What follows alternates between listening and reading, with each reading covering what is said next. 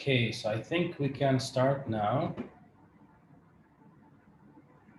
So first of all, I would like to thank all of you for joining this workshop. Basically, this workshop gonna be on machine learning, and it's meant for people who wants to take their first step into the field of machine learning. So in this workshop, we're gonna cover these topics. So first of all, we're gonna define what we mean basically by machine learning, and we're gonna list a little bit of history um, for the field. Then we want to study the scope and get a picture about how we can basically start working with machine learning and building our pipeline. Third, we will jump into a deep learning, which is a subtopic in the field of machine learning. And this is a very hot topic nowadays. It's the reason behind the big evolution um, we have observed in the past 10 years in the field of data science and artificial intelligence. So we're gonna have also a quick and a toy example on using deep learning for image classification. Lastly, if we have enough time, we will talk about current applications um, and future directions, like the directions for future research avenues. Okay, so let's start by defining what we basically mean by machine learning. So the term machine learning has been coined by, let me just move this to the left. So it has been termed by Arthur Samuel, who built the first model that we can consider a machine learning model. And the machine learning topic is related to the study of computer algorithms that can learn and adapt. So this is one thing. The second thing is that these algorithms or have to learn and adapt from experience, so from data. So this is an essential part in the field of machine learning.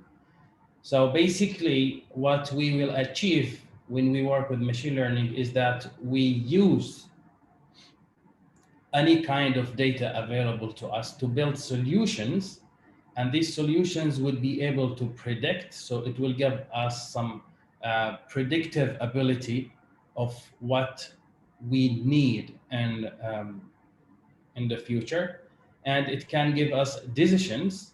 So we can basically, based on the data set, we can define some task, okay, that is related to a decision that we want to make. And this decision, we can build it, okay, based on algorithms that can learn this decision from data. We can use it also for planning and exploration. So if we have basically a sort of data set and we want to get the advantage of, what this data set is having intrinsically in terms of hidden patterns that we might don't know. This is especially when we have large data sets, okay, that's hard to analyze. So we can use also machine learning to help us explore, okay, and do planning. So the field started in around mid 50s when Samuel, the guy who just coined the term machine learning, built a checker player. It's a sort of mental game, and he built it using old IBM computers. Okay, so and a second notable work in the 50s is the Pandemonium Paradigm that is built by a scientist called Selfridge and Oliver Selfridge, and his system, the paradigm he just built, it's a symbolic machine learning function. We're gonna come into what we mean by symbolic functions, basically to discriminate or to identify characters. In the 60s, there have been more and more work in the field of machine learning. Here we can mention the Perceptron, which is just a linear function that can have any number of dimensions.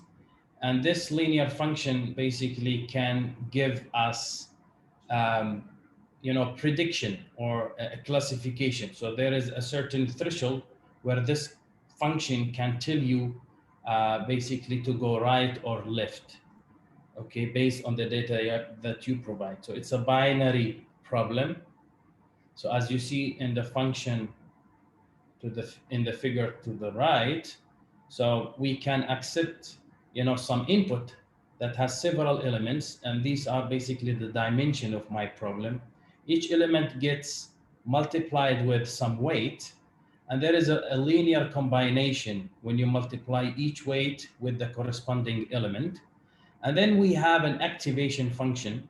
Like at that time, they used a simple binary activation function. So if the result of this linear combination would lead into a sum, would be bigger than certain threshold, then this function would give you a 1 output, okay? If not, it's gonna be -1 or any other value, 0 or whatever, but it's a binary classification problem. Other algorithms that has been developed in the 60s are basically the nearest neighbor algorithm, which is one of the basic algorithms that is used for a subtype of machine learning models that we classify as unsupervised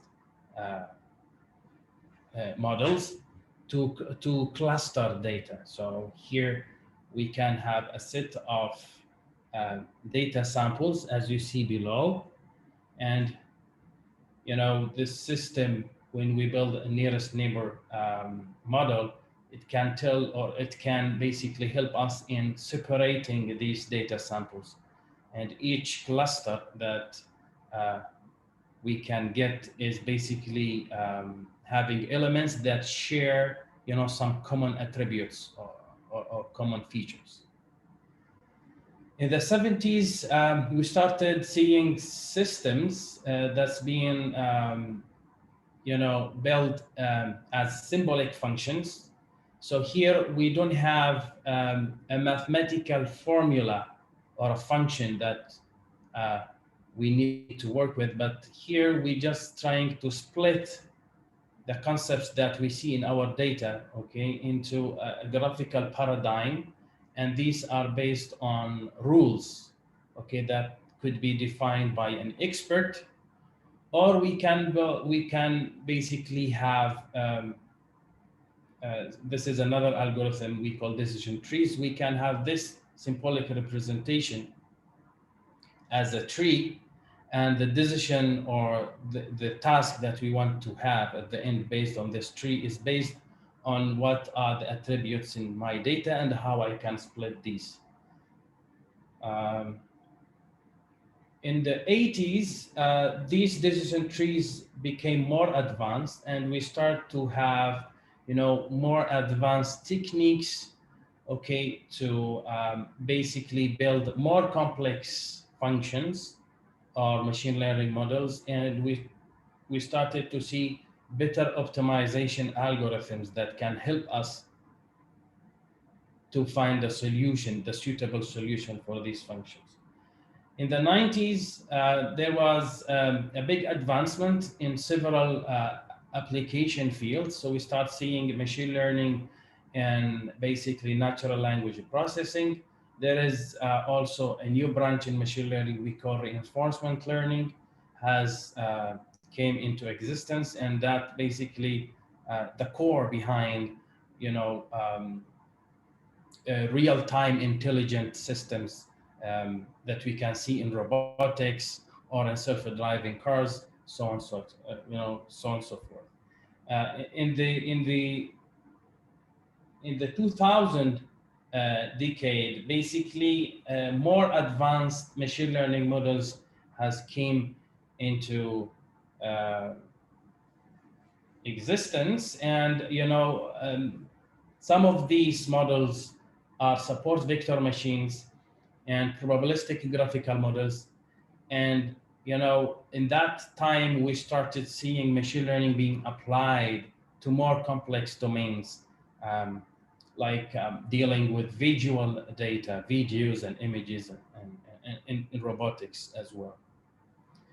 In 2010, this was basically the explosion of, in both sides, the methodologies and the models that's being developed, and also the applications that are available. Okay, so in the 2010, we start seeing a relatively very new branch in machine learning we call deep learning.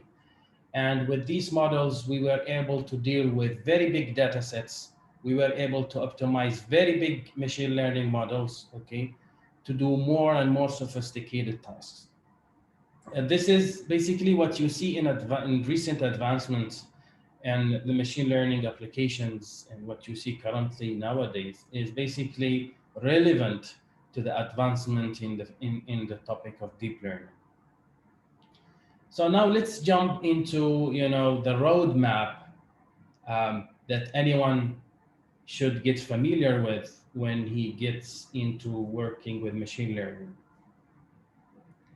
So basically, let's just understand where machine learning stands compared with other fields. Okay, so nowadays you see people talking about data science or data scientists, the statisticians, AI scientists, and so on, so forth. So here we need to understand where we stand, where we are positioned when we jump into the field of machine learning.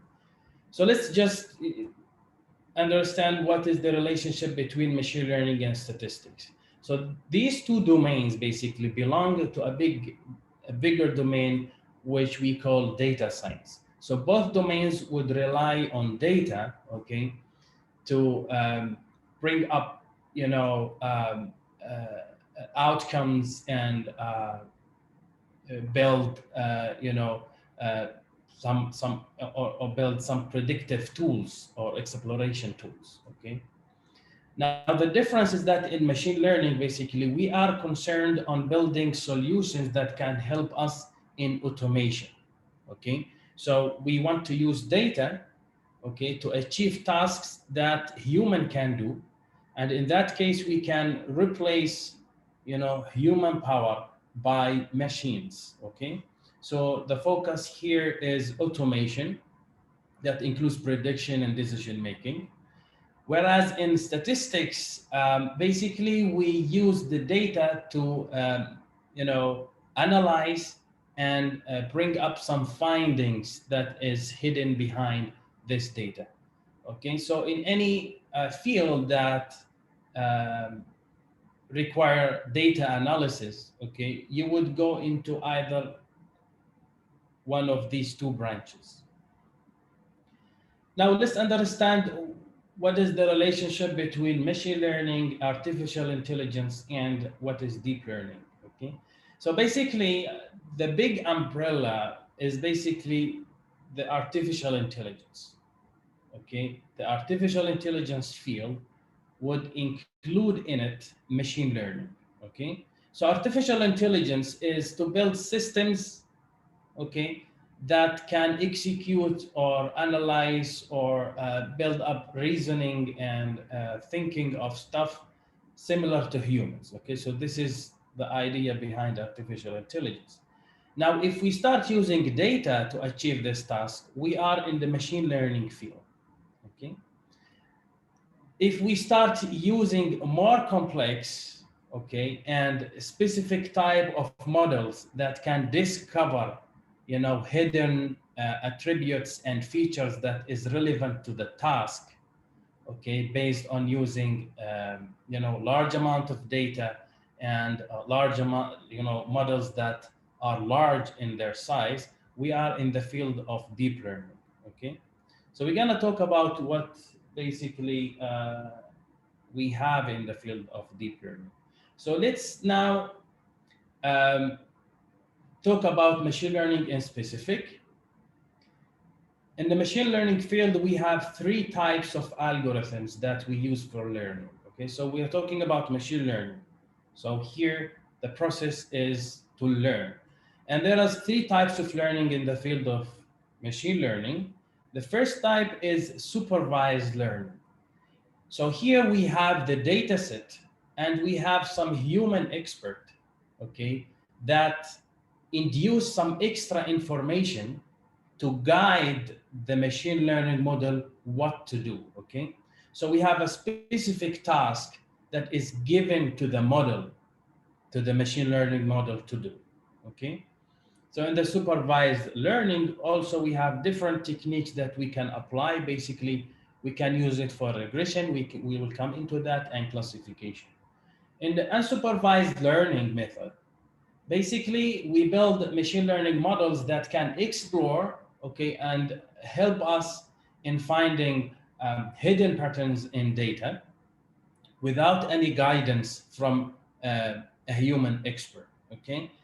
So here the focus is the data itself. We have a set of data, okay, and we don't know what we can basically learn from this data and how we're gonna use it, or what are the hidden stuff in the data that we need to understand. So we can use different unsupervised learning methods to do so.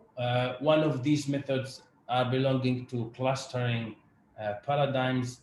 Some of these are related to dimensionality reduction, okay, which is used to structure discovery and so on. So we're not gonna go into the details into each of these subcategory, but here we care about the general structure, And the third part in machine learning field, which is reinforcement learning.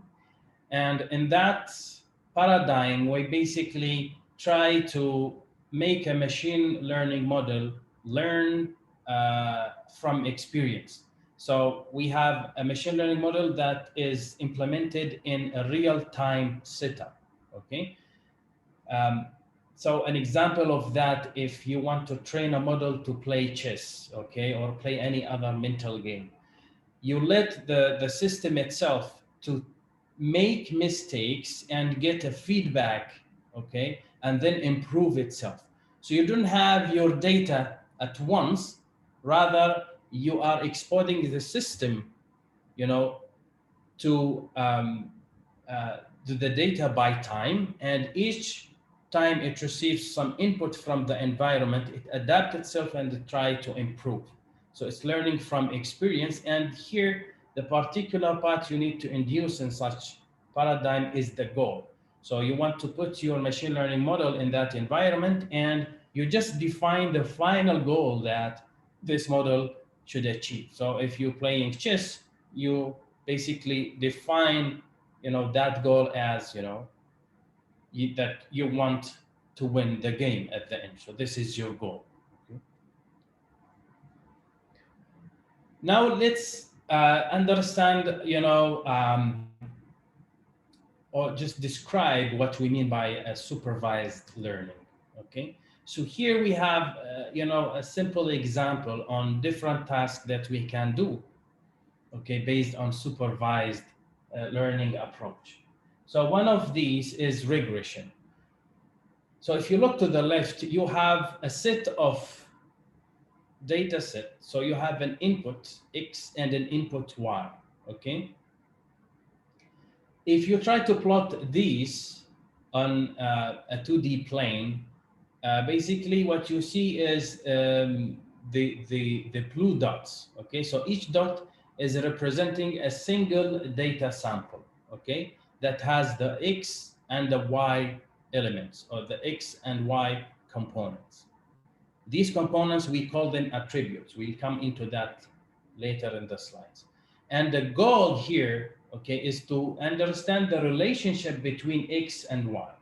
So if I have a new data sample that is not there in this graph, and I tell you X has a certain value, and I need you to tell what would be the value of Y. So this relationship, I can define a function. Here I have defined a function fx, and it would give me the value of Y if I have the value of X. Now I want to optimize this function. What you see here in red is a linear function. So that's we call a linear regression problem. This linear function, I can move it around. It has basically some parameters that can control its orientation and where it intersects with the y-axis. Okay, this is something I assume you know. And we need to find what would be the best line that can fit to the data. Okay, so this is a regression problem, and here we are using the data that we have collected previously. Okay, and we're using it to generate this f of x. A second category in the field in the paradigm of supervised learning, we call classification.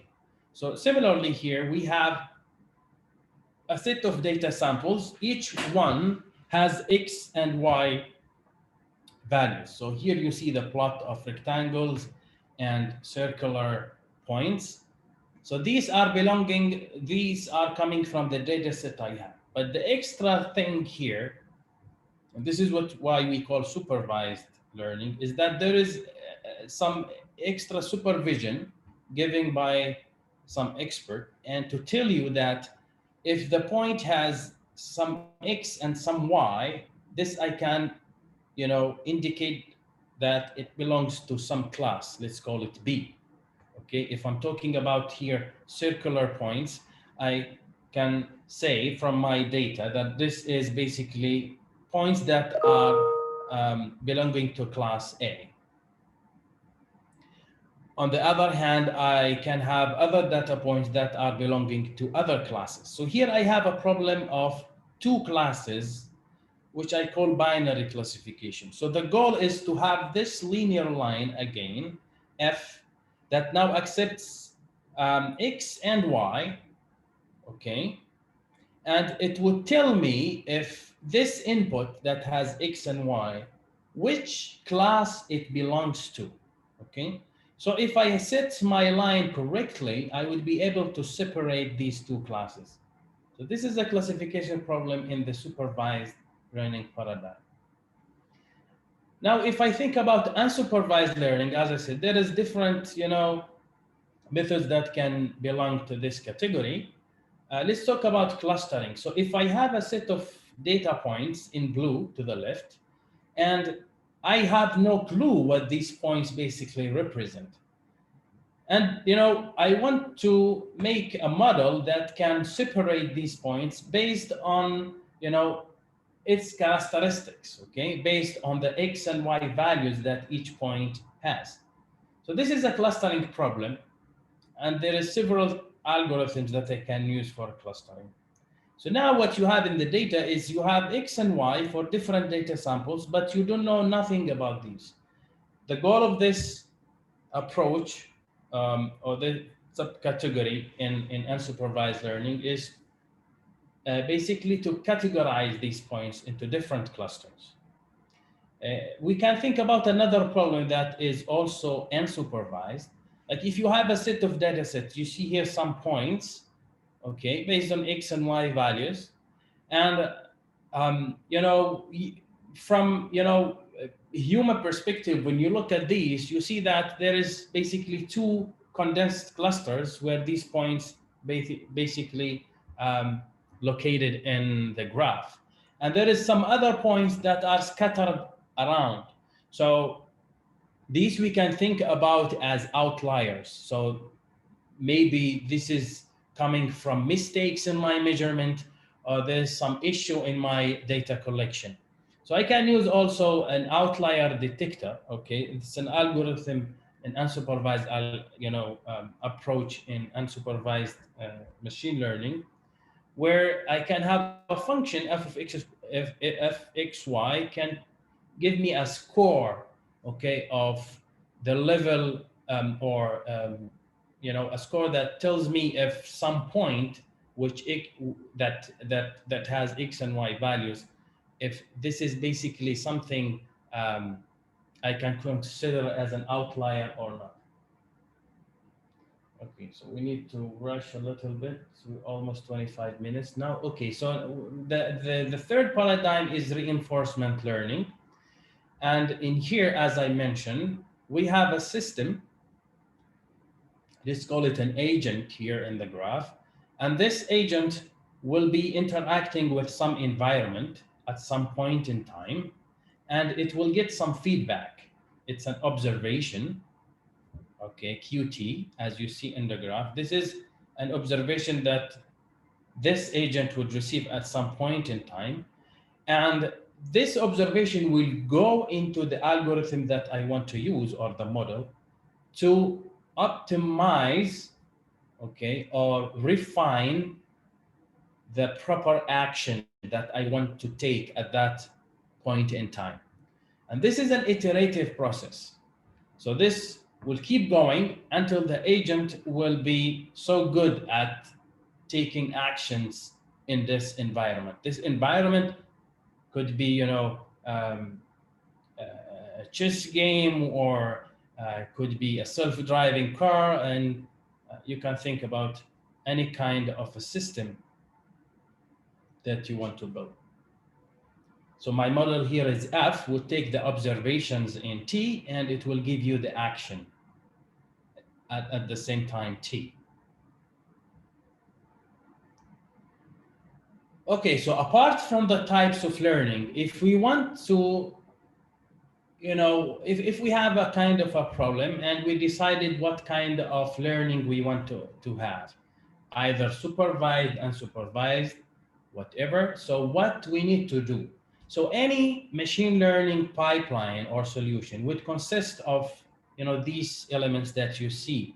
Okay, so we start with the data, and we will at the end, use the model we built and deploy it, okay, where I want to basically use it. But in the middle, from data to deployment, I need to do these three steps. These are basically fixed for any machine learning pipeline you want to develop. So first, you want to start with feature selection and extraction. So this is basically coming from your data. So you need to look at each data sample, and you look what are basically the elements that you want to use to feed and optimize or build your model. Now, in the second step, after I select the features I want to use, or the attributes, I need to pick what is my function that I want to build, okay? The type of function. It could be symbolic function, it could be numerical function. And when I pick the structure of the function that I want to build, any kind of function you will think about, it will have, a set of parameters that control its behavior and its shape, right? So beside this, so first of all, when I pick the model itself, the function, this is something I call representation, okay? And now when I want to optimize, to use the data, okay, to fit my model, to modify its parameters, okay, to allow me to achieve the task that I have in mind based on the data, or based on the features that I have basically engineered, I need to think about the optimization process, okay, the way that I need to follow to tweak these parameters and modify them. The last step is, once you have your model tweaked or optimized, so this is also a training stage that we commonly use, okay? So after this optimization, we need to check the correctness, okay, of the outputs of my model. So I need basically to validate I need to make sure if the model is good enough to execute the task or not. So let's jump into the first step, which is feature extraction. So first of all, what is a feature? So if you have, for example, this data, which is just a table that represent the weather condition, or basically tells you if you want to go play or not to go outside and play based on, you know, the weather condition uh, in some day. So we are looking at some characteristics or attributes, or basically officially we call them features. Could you please mute yourself? I see some.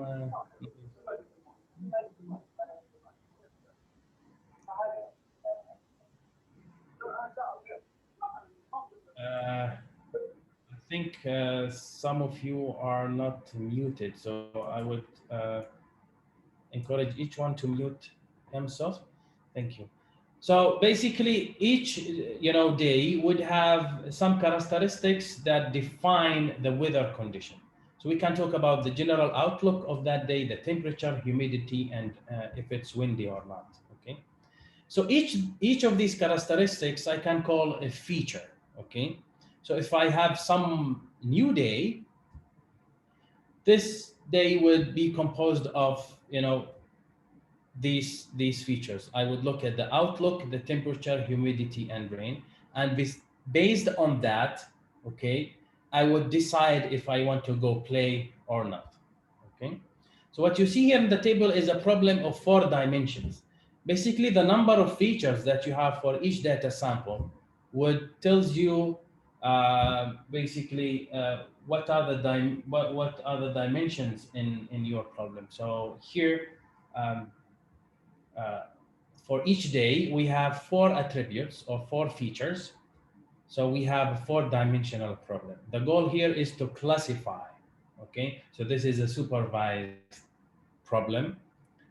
Okay, and the goal is when I have an information, about a new day that has some values for these 4 attributes, I need to decide if I need to go play or not.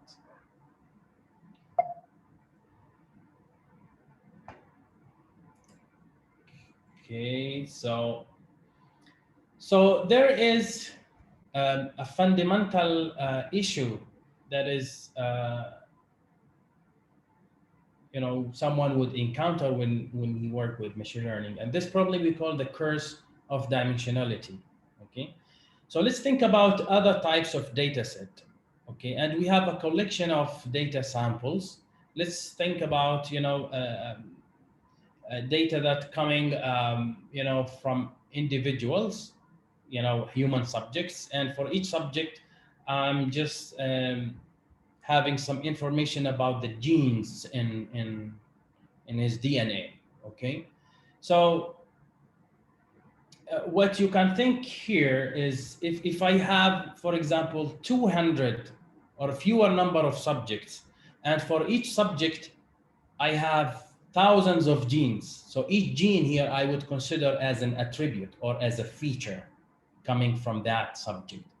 So if I have a large number of features compared to the number of samples that I have in the data set, this will cause me the problem that we call curse of dimensionality.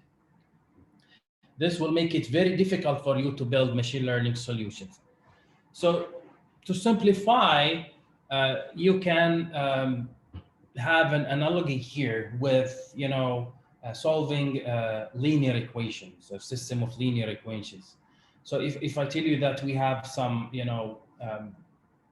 unknowns that you need to know their values, you need to have equations, number of equations that are equal at least to the number of these variables, with some extra conditions to be, each equation should be independent.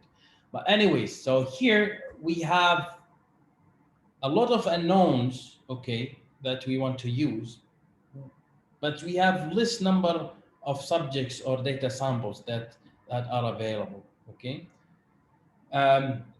Also, when we work with other domains, okay, we can think about, image processing tasks. So we can have, like thousands of images, but each image would be composed of millions of pixels. So we have large number of features compared to smaller number of samples. So many of these features could be irrelevant, okay? So it's not helpful to do my task. And there could be also some duplication. So, some of these features um, would mean the same thing. So I could have redundant features. So that's in the first step. When you build your machine learning pipeline, you need to think about pre-processing your data and engineering your features. So some of these techniques is something we call feature selection. So you can exclude some of the features that you don't need. So you can exclude these manually, or you can use basically an automated technique to do that. And there is many of these. Another technique, which is a very popular one, and it's commonly used, we call it dimensionality reduction. So if we have a certain number of features that reside in some domain, so let's think about just two features, X and Y, and we are caring here about the dots in blue, which are my data samples, okay?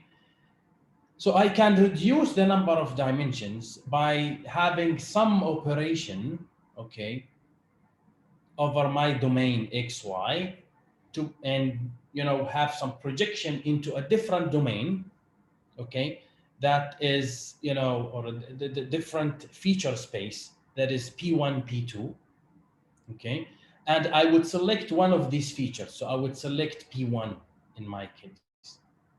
So as you see to the far right is, your data being represented using just one feature.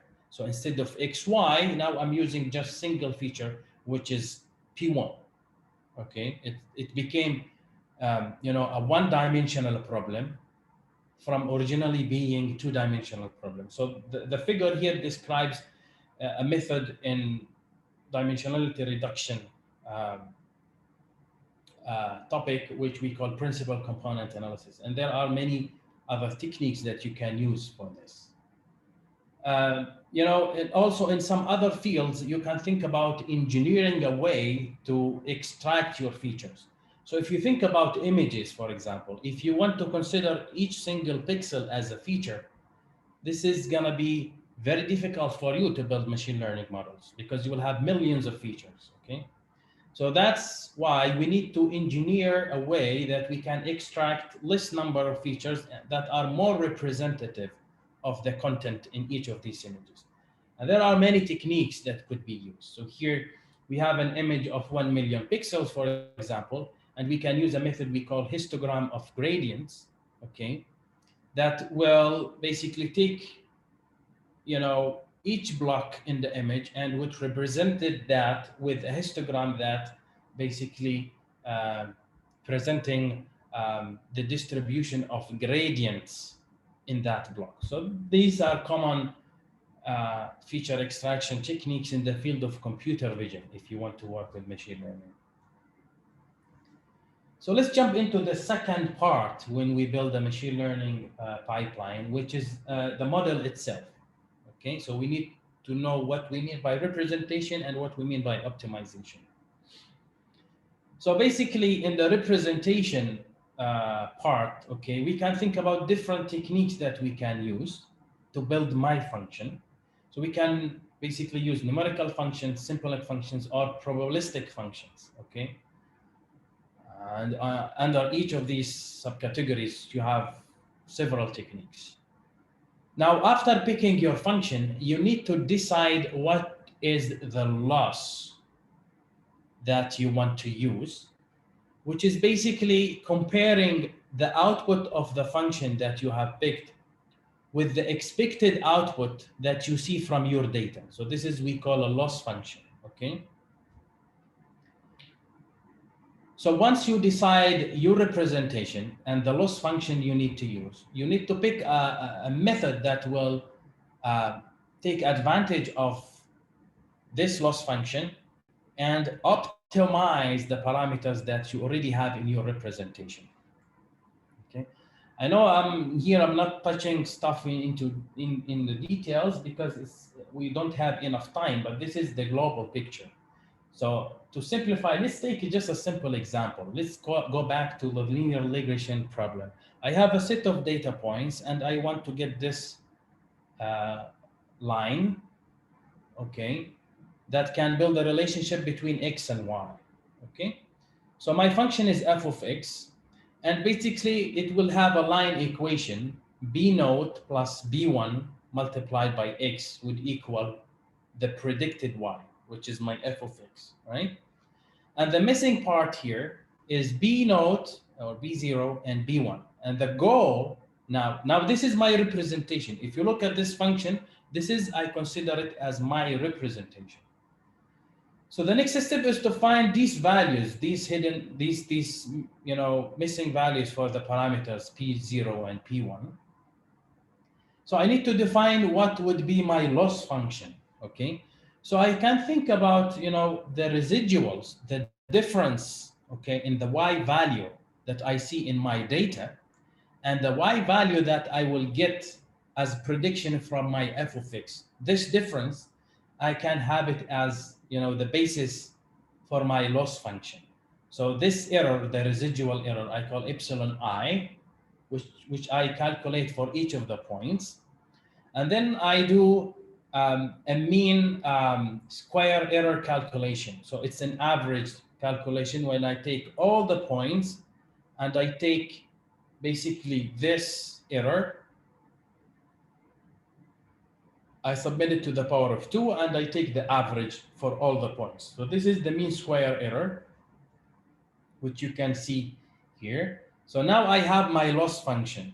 Now the goal is to pick the optimization procedure that I want to use based on the loss function to find B naught, B0, and B1. So a very popular technique that is used almost everywhere is the gradient descent algorithm, okay? So here we are basically updating the values for these parameters at each step in time, okay, by taking the derivative of the loss function. So I'm taking the derivative of the loss function, okay, and I have two sets of equations based on this derivative when I plug it into the gradient descent framework. So I have one for B0 and B1. So you can go by yourself to understand what basically how we get these, but this is just quickly get a quick overview over this, okay? So now I start updating the values of my parameter B0 and B1 in time based on a step size in time, or something I call something known as learning rate, okay, which is alpha here. So this will decide what would be the update in my parameters. So I'll keep doing that until I converge into a good solution, okay, for my parameters. So now in here, in my linear regression problem, I just picked my representation.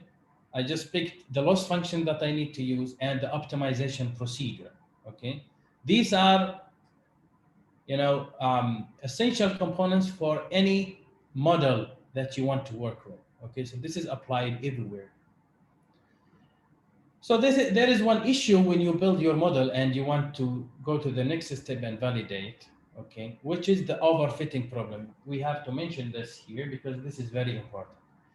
So suppose now we worked with a linear regression problem that would give us the line to the left here in the three figures that you see. So I might have some complicated data that I cannot split with just a linear line. So if I build this linear line, I can call that this linear line would basically underfit my data, okay? So I would think about higher order of, functions, maybe a quadratic function that could be optimal, okay? Something that you see in the middle. But if you try to increase the order, the complexity of your function and the number of parameters that it has, You might have a perfect, match or fit based on the data that you are using for building your model.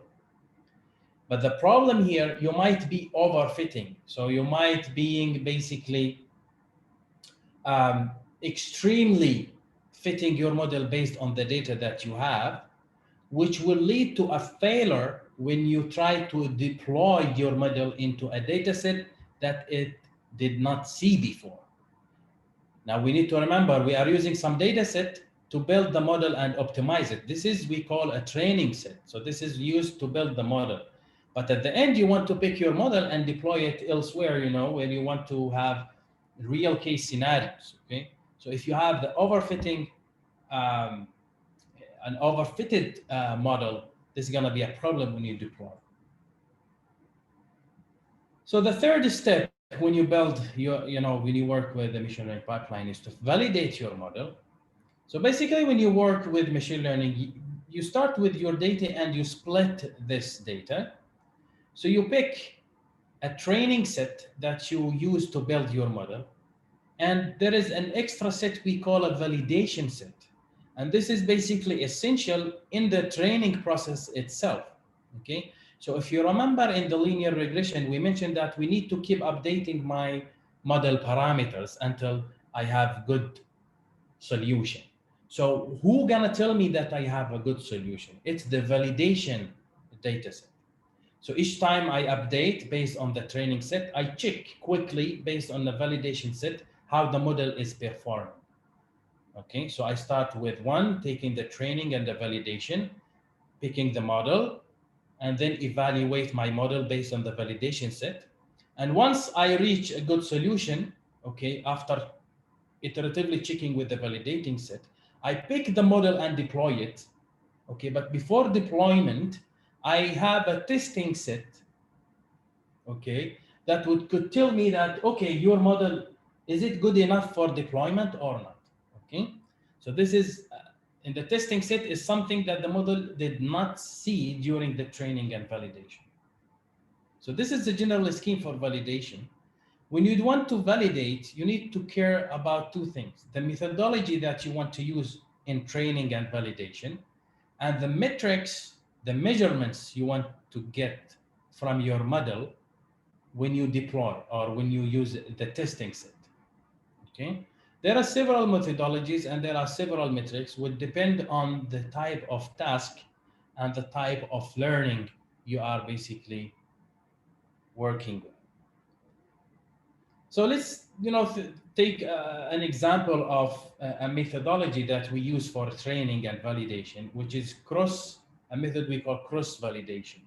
So basically, you pick up your training and validation set, okay, and you optimize your model, and then you do the same, but by just randomizing your data again and picking a different validation set and a different training set, okay?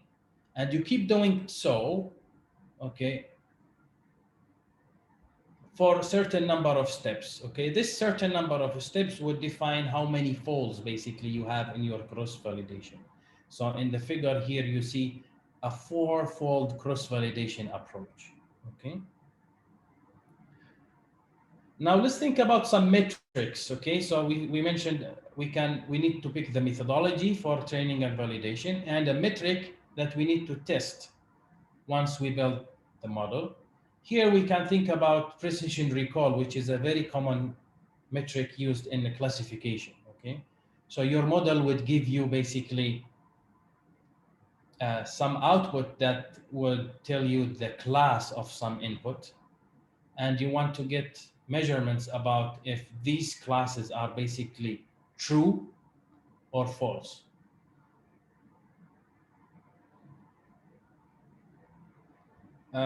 Let's now, we have this 15 minutes to talk about deep learning before jumping into the demo.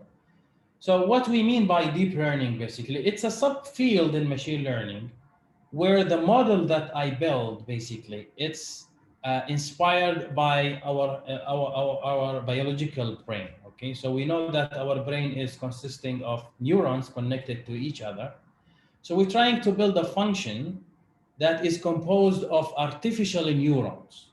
Okay, and these neurons, we will do like thousands or millions of these neurons. We connect them together. Okay, and this will basically formulate the function that I need to have. So it's gonna be a very complicated function with millions of parameters in it. Okay. So this is the way this approach of building your model or your function we call deep learning. And why it became successful in the past 10 years, because we have a lot of data available, because these kind of models would require large amount of data to optimize. Secondly, we have more powerful computers and more more parallel computation ability that we have nowadays. So to optimize these models, you have to get optimization approaches that run in parallel, okay, to accelerate the process.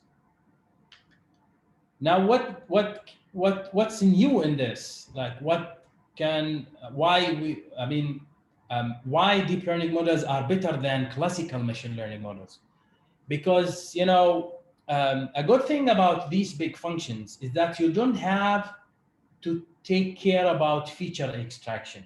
So if you have complex domains, okay, if you're working with basically genetic data or medical or images or videos or whatever, okay, you don't care about having a way to extract useful features. This big function will take care of this. So it will intrinsically learn useful features before getting into the task that you want to perform. So this is what's new and what's good about deep learning. So an artificial neuron in my network is similar to the linear regression problem we had earlier, okay? Or the perceptron, which is the very first method that is developed in the field of machine learning. So you have a set of inputs. Each input is multiplied with some weight. You get a linear combination. And here we are imposing an activation function that can have some non-linearity, okay, to make the network more non-linear, okay? So this is a different topic, we cannot go into it. But now if we compose these neurons, okay, we can have a multi-layer network, okay? And basically each neuron in one of these layers would accept the inputs that are coming from all the neurons that are in the previous layer, okay? There are different types of neural networks that we can use for different fields, okay?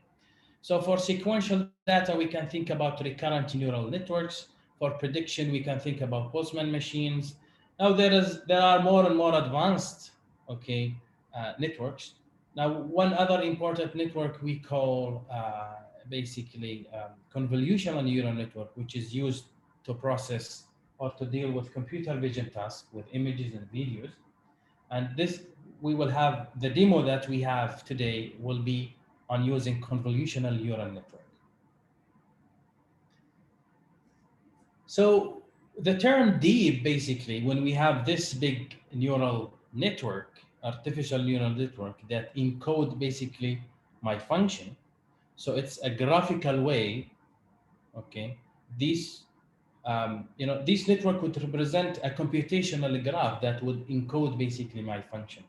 And why we call it deep? Because now, neural networks have been there since 80s, okay? So the theory behind it is already there, okay? But nowadays we are able to build large networks that we can consider them as deep. So that's why we have the term deep learning. And we were able to train these. So we were able to optimize. Previously, it was impossible to optimize. You could build your network with millions of parameters, but you won't be able to optimize because you don't have enough data and you don't have the computational power needed for the optimization.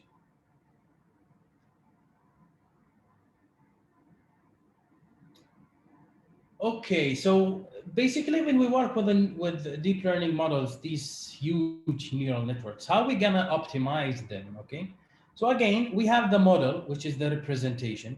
We need to pick a loss function. Okay, so there are many loss functions that you can use. Okay, which basically an extra layer you add at the end of your network. Okay, this loss function would compare the output of your network with the expected output coming from your data, and you have an error based on that. This error gets back propagated to update the weights that you have in each of these neurons.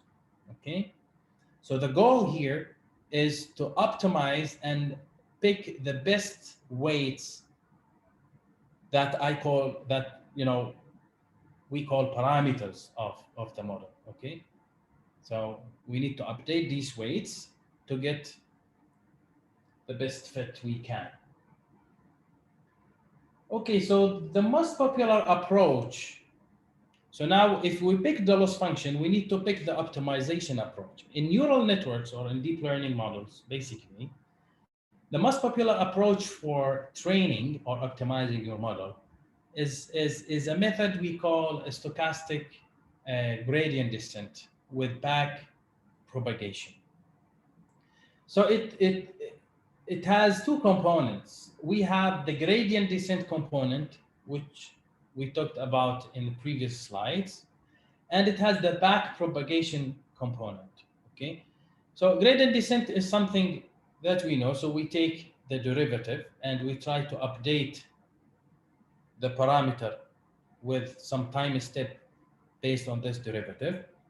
But the back propagation here is a way where I can project the error in all the layers that I have in my network. So when you apply gradient descent, you can apply it between two layers, and the back propagation would allow you, okay, to get these errors that you have at the final layer when you compare your output with your target. And it will allow you to back propagate, to bring your errors and bring them back in the network, okay, to update all the weights along the way until you reach your inputs. So as we said, we have a special type of deep neural networks, which we call convolutional neural networks. So basically the idea here, so if you have an image, as we said, we can have, a neural network is composed with several neurons, and each neuron would accept certain number of inputs, right? So the idea here is that we can design a neuron that can read a kernel, okay, a square area in my image, okay. But this area could be any kind of shape. It doesn't have to be a square, but this is to simplify, okay. The most common convolutions use a square shape. So here we have a neuron which has inputs from this kernel in the image, and this kernel would pass by to and would be translated to scan the whole image. So each neuron will scan the whole image.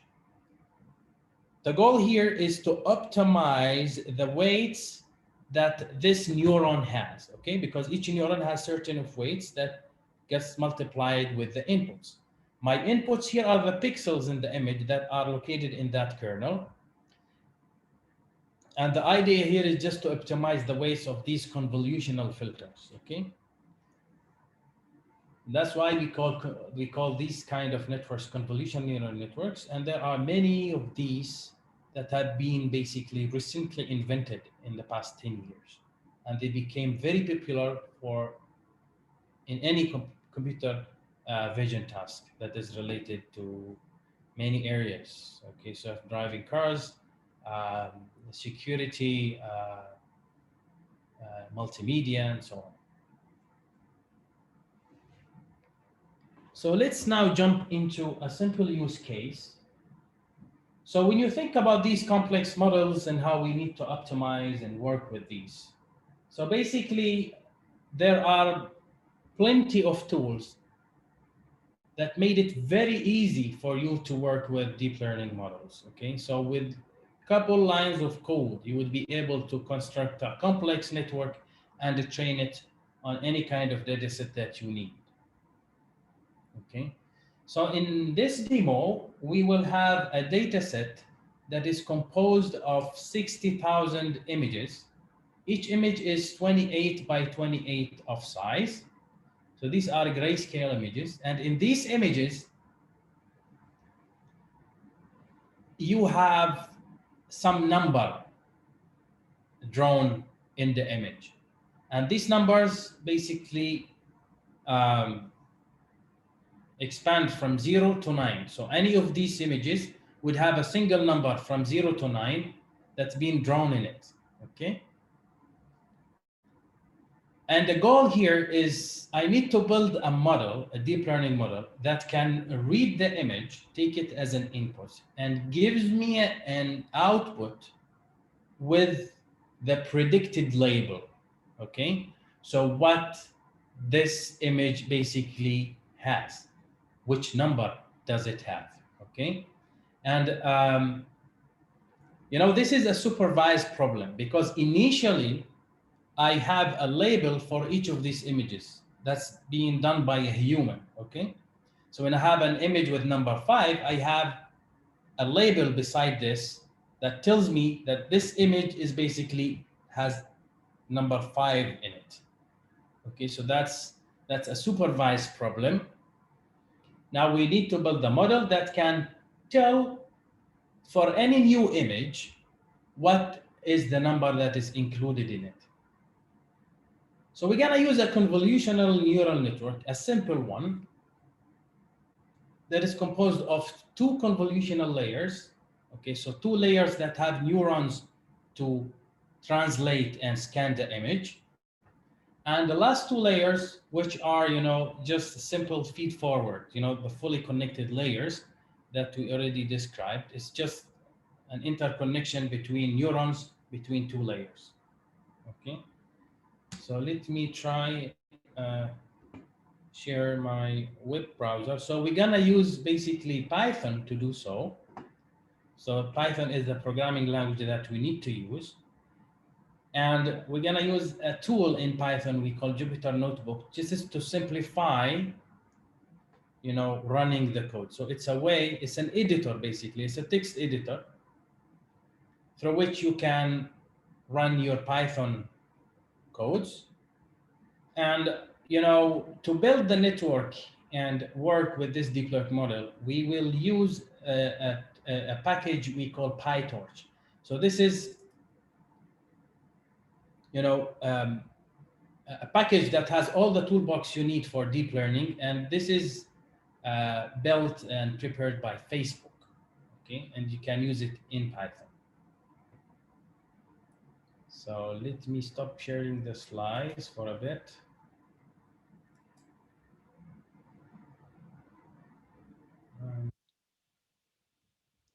Go to the browser.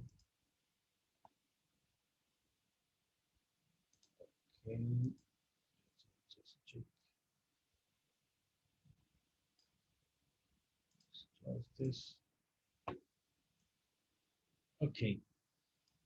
So this is, I can share with you this Jupyter Notebook later on, but this is basically something you can easily have if you search the web on how to install Jupyter Notebooks in your Python environment. So it's kind of a way to document your code and have some description of it. So we're gonna start by importing. So this is, I would expect that you have some familiarity with Python. So we're gonna import the necessary packages that we're gonna use. So the torch package is basically the PyTorch that I'm gonna use. The torch vision is a sub-package from Facebook to help you in building deep learning models for computer vision. Okay. And this is to execute machine commands. So first of all, we need to define some quick parameters when we build our model, okay? So the first one we call number of epochs. So as we said, we need to optimize the model. The model has to look into the data, and you generate a loss function and you update the weights. Now, in many algorithms, and in the algorithm that we are using here, which is stochastic gradient descent with backpropagation, the way that the model is optimized, that it has several iterations over the data, okay? So the model would go over the whole data, update the parameters based on gradient descent, and then go back again over the whole data and keep updating the parameters. So we're gonna pass over the data 3 times. This is something we call epochs in deep learning, okay? Then each time it passes over the data, okay, it has to read a bunch of images. It cannot read the 60,000 images at once. So we're gonna read these, okay, in batches. So this is, we call it the batch size, okay? So 5 here indicates that we are reading a batch of 5,000 images, okay? But this is just giving an integer number. So basically coming back, or going back a little bit into the number of images we have. Basically we have 70,000 images, okay? But in the slide I indicated that we have 60,000, which is used for the training, okay? So as we said earlier in the pipeline, you want to use in machine learning, you need to split your data into training, validation, and testing, okay? Here we don't have a validation, okay? Because we have a fixed number of iterations. But if you want to have number of iterations to be done automatically, you need to have a validation set to check if your model has to stop or not, okay? But to simplify here, we have only the training set, which is 60,000, and we have another 10,000 out of the 70,000 images. This 10,000 is we keep it aside, so we don't use it when we train. This is at the end we use to validate, or basically to check the output of my model.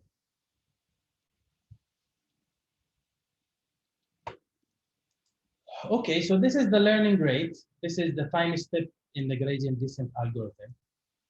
Okay, these are basically other parameters related to the loss function that we will use. Okay, so let's now, here we have some code that would represent, that will bring me the data, because this data has to be downloaded from the web, the 70,000 images.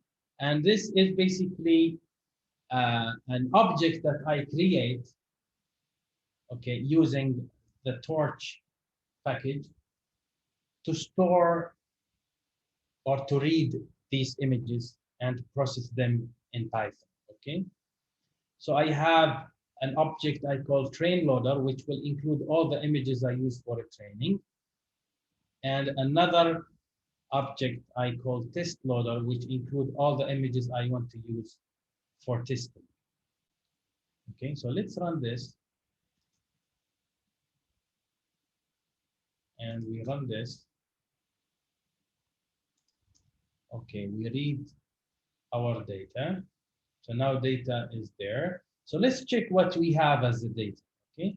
So let's just basically pick a portion of my data and check what we have. So here we have a set of 5 images, okay? So in this code, we just read 5 images from my testing set.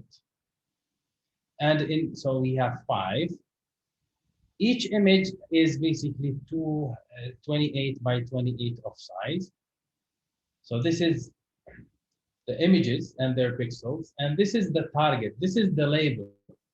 So I have 5 labels. Each of these would indicate basically what is the number that is included in that image. So if I plot what I have, as you can see, these are the 5 images that I just read from the testing set. And what you see on top is, let's check if we have the labels. Yeah. So if I plot here, these are the labels that I have. So for image 0, the label is 4 because the number in the image is 4. For image, for example, 4, this one, the label is 8. Okay. Now let's build the network. We said that we're gonna use a convolutional neural network, which is our deep learning model. So again, we're gonna use Torch to build a class that would basically encode the structure for my network. And you can see how easy it is. Okay. So I have 2 convolutional layers. So there is an extra dropout layer. This is also something that you need to learn if you want to get into deep learning.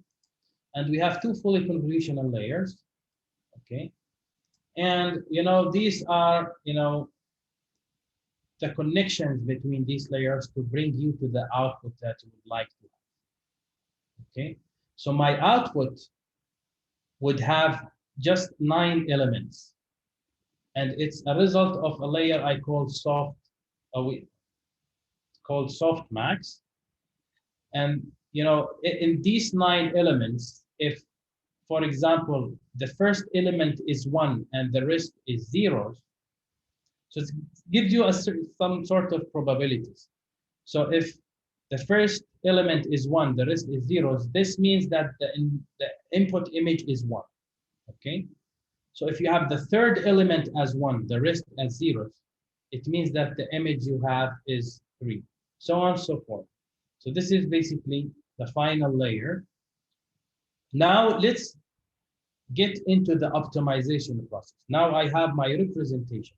My model is ready now. Now let's define how we're gonna optimize with the back propagation. So let's first of all define my loss function. So here is basically my loss function. Okay.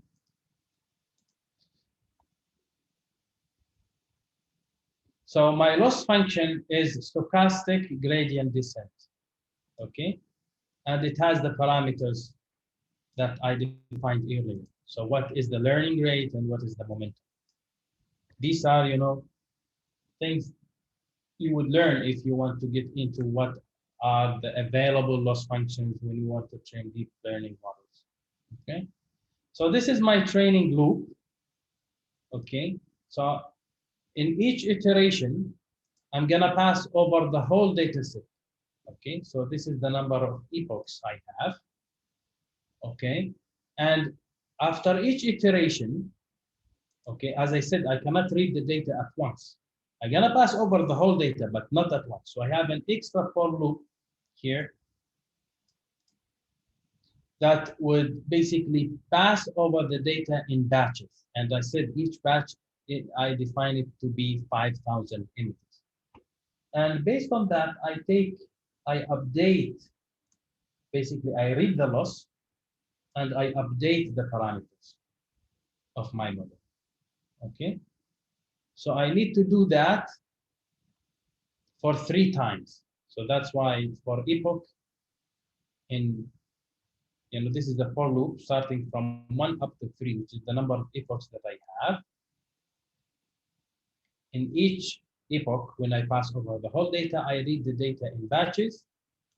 I update, I read the loss, and I update the parameters. So let's run this. So now this is a simple problem that I can run on my laptop using my CPU.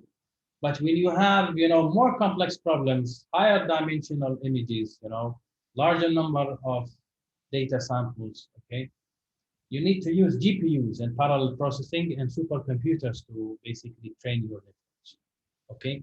And you normally pass over your data, not as we had here just for 3 times. You could pass hundreds of times over your data. So your number of epochs would be almost hundreds, okay? So now we have, so each time we're reading 5,000 images, okay? And we have the loss based on that. And we take an update for my parameters. So this is the next batch, but we are still in the first epoch. So here we just passed 1 time over the data, okay? Now we are starting the second epoch, so we are passing 1 more time over the 60,000 images here. And we are again reading these in batches, 5,000 images at a time. We're measuring the loss, okay, and we're updating the parameters. As you can see, if you look at the losses you got in the first iteration, in the first epoch, they are much larger than the ones you got in the second iteration, because your model is learning to reduce this loss, okay? So at the end, would you expect that a model that is perfect, that has a loss of 0, okay? Because that would indicate that your model is perfectly fitting you. So this is the third pass over my data. It's the third epoch.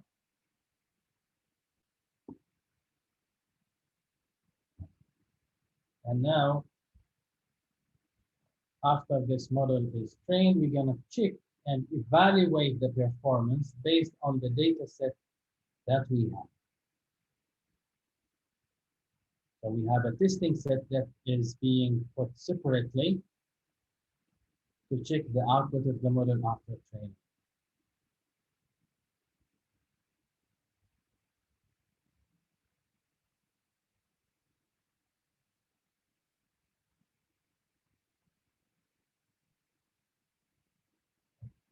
Okay, so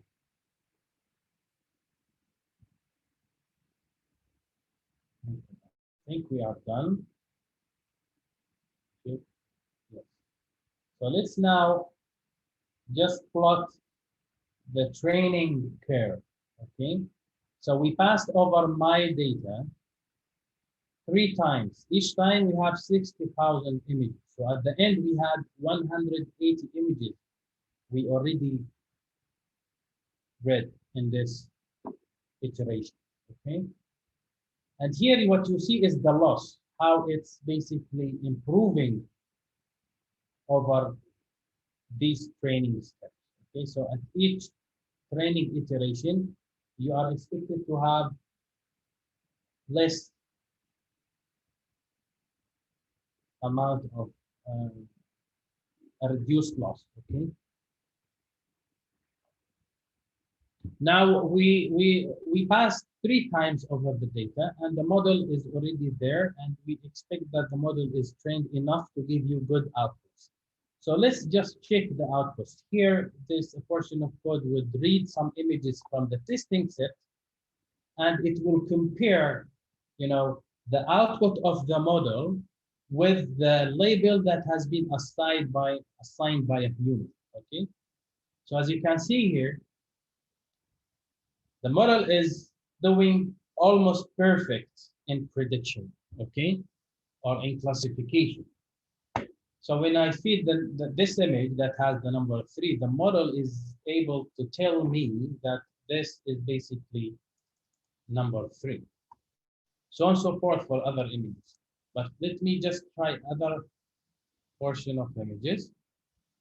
Again, the model is doing perfect. Okay. So again, we have 10,000 images for the testing. Here I'm just taking randomly 5 of these 10,000 and check the output. Let's check again to have some cases where the model failed. Okay. One more time. It's doing perfect. Okay, so we have one basically case where the model basically failed. So as you see, 4, 1, 5, 7 have been correctly predicted, but you see the number 6 here. So the model has predicted this to be number 5. So these are one of the errors that you have in the model. Now, as we had in the slides, this would depend on the type of analysis you want to do for validation before deployment. So you want to check the accuracy. Here we are working with classification problem. So there are several metrics that you would pick, okay, to get these measurements on accuracy, precision, recall, and so on.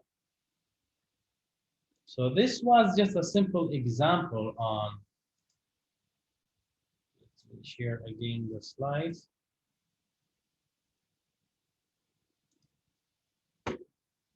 On how we can use convolutional neural networks, okay, to do this classification task. Now we still have 10 minutes. Maybe we can talk about applications of current deep learning and machine learning algorithms. So the application would include several areas, expanding from medical applications to manufacturing, marketing, and transportation. So in the medical field, we can use machine learning to build robot-assisted surgery processes. So we can have robots to do our surgeries. And we can use it also for having computer-assisted diagnostics. So, you know, in the field of medical images, okay, when you go to a clinic and you take an MRI or a CT scan, you have to give it to a radiologist, okay, to check if there is something wrong in your image. So we can build systems that can do this prediction automatically without, you know, to assist the radiologist or maybe to replace it in the future. So other areas is for drug discovery. And this is basically applied in this pandemic with the COVID, okay? When they tried to investigate potential vaccines, so they would have a set of molecular components that would basically have, you know, hundreds of thousands of possibilities for your molecular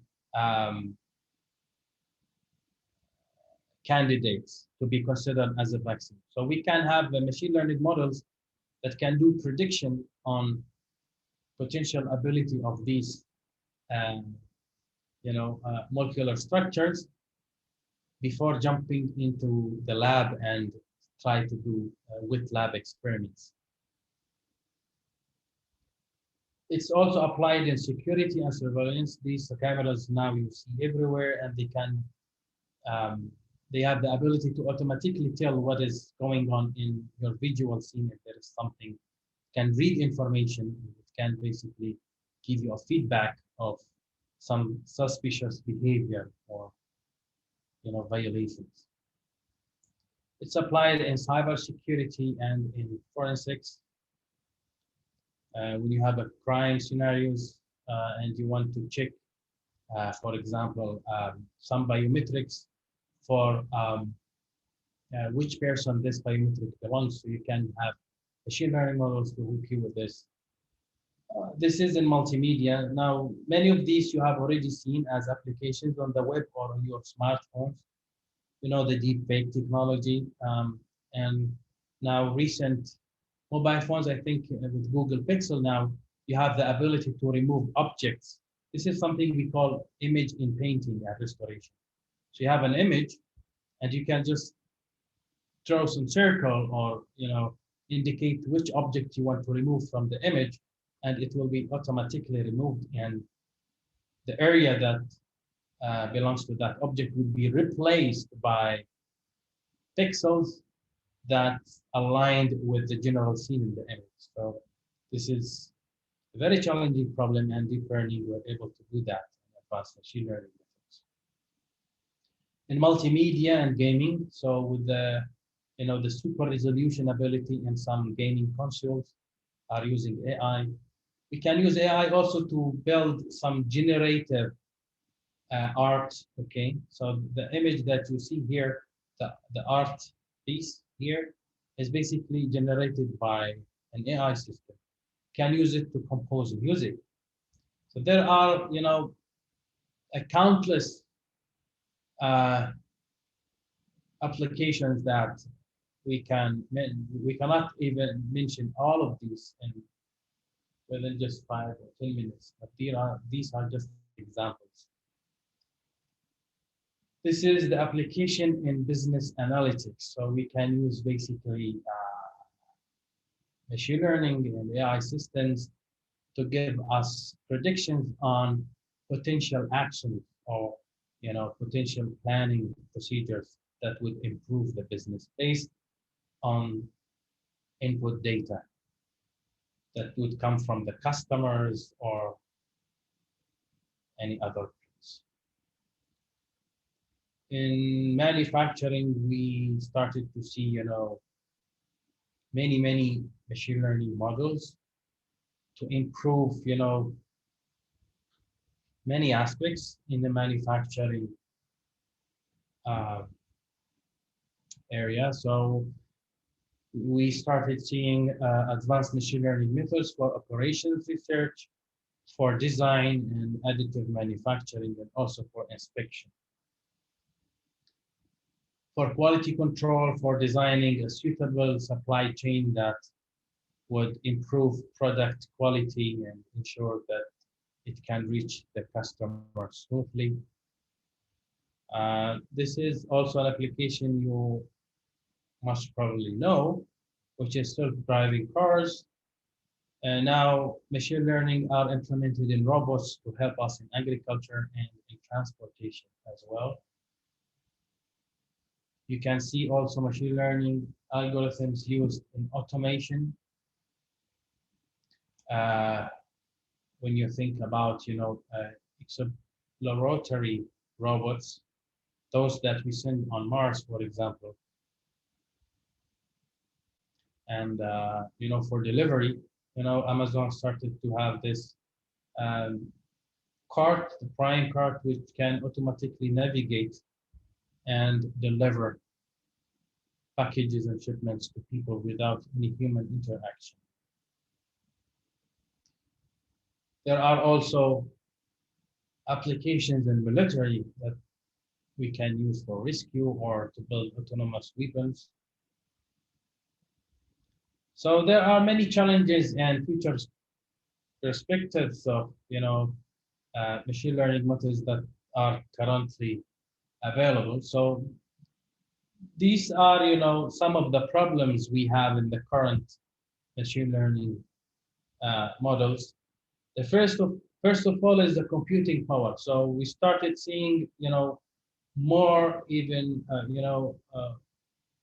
models that can have not just millions of parameters but billions of these. So recent language, natural language processing models started to have models that include up to 50 or 100 billion parameters. So these are basically consuming a lot of power, and they need super huge, supercomputers to be trained. And there is many issues when you talk about climate change and global warming regarding, because the CO2 stamp out of these systems is very high. There is also, because we are basically working with data, people started to be concerned about data privacy and data security. Also, when you want to apply the machine learning models for some fields, you do not get the trust. So if you want to apply it basically to diagnose some disease, would the patient be, um, would the patient trust the model, the output of the model? We can talk also on the doctor side. If the doctor would rely on the output it receives from these machine learning models. But there are many other problems. Also, one important problem is the bias problem.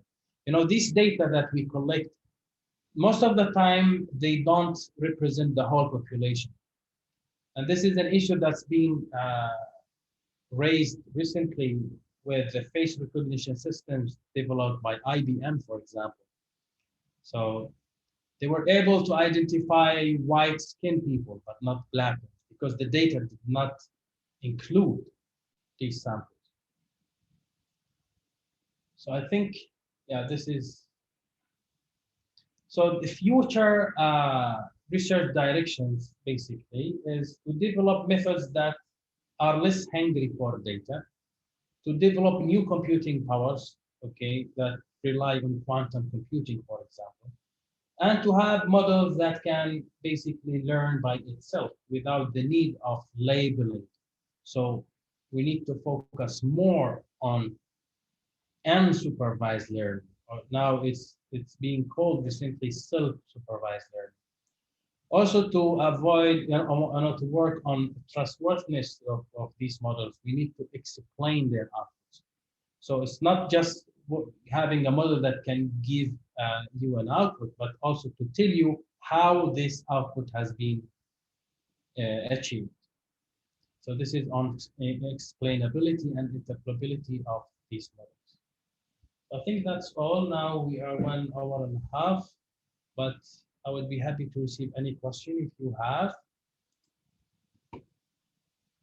For the notebook, I can share it with Amutha, and she can basically distribute that for all to all of you.